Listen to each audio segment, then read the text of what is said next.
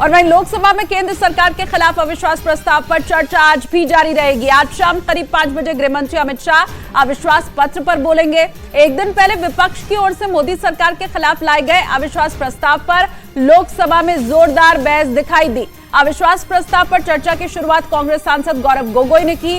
उन्होंने अपने भाषण के दौरान मणिपुर हिंसा समेत कई मुद्दों पर केंद्र सरकार को घेरा, जिस पर बीजेपी ने भी पलटवार किया। बीजेपी नेता निशिकांत दुबे ने विपक्ष के गठबंधन इंडिया की एकता पर सवाल उठाया। उन्होंने कई उदाहरणों का हवाला देते हुए आरोप ये लगाया कि कांग्रेस शासन के दौरान समाजवादी पार्टी, राष्ट्रीय जनता दल और तृणमूल कांग्रेस समेत विपक्षी दलों के नेताओं के खिलाफ मामले दर्ज किए गए और कार्रवाई भी हुई। आज अविश्वास प्रस्ताव पर चर्चा के दौरान अमित शाह के अलावा निर्मला सीतारमण और स्मृति ईरानी भी इस पर बोलेंगी।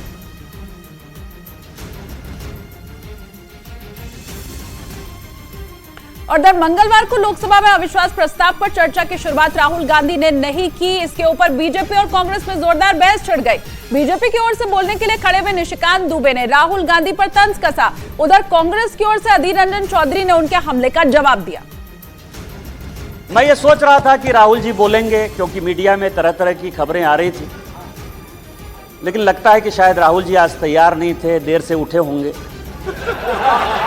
तो नहीं बोल पाए। कोई बात नहीं है सर, ये सोचा था कि राहुल गांधी जी की भाषण होगी और राहुल गांधी को भाषण को छोटा करने के लिए, गुमराह करने के लिए, राहुल गांधी जी टक्कर देने के लिए राहुल गांधी की भाषण नहीं हुई, ये बस गुगली खा गए।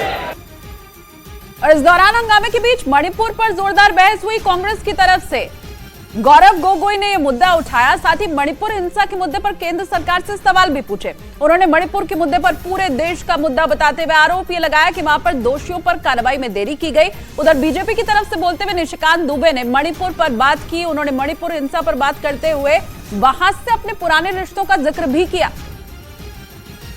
अगर मणिपुर जल रहा है तो भारत जल रहा है, अगर मणिपुर में आग लगी है तो भारत में आग लगी है, अगर मणिपुर विभाजित हुआ है तो भारत विभाजित हुआ है। तो आज हम सिर्फ मणिपुर की बात नहीं कर रहे, हम भारत की बात कर रहे हैं। मैं मणिपुर के इतिहास का भुक्तभोगी हूं। मेरे मामा एनके तिवारी 73 में अपनी पैर जो है वो गंवा चुके मणिपुर में, और 1989-90 में मणिपुर में उनके ऊपर अटैक हुआ। सीआरपीएफ के वो डीआईजी हुआ करते थे।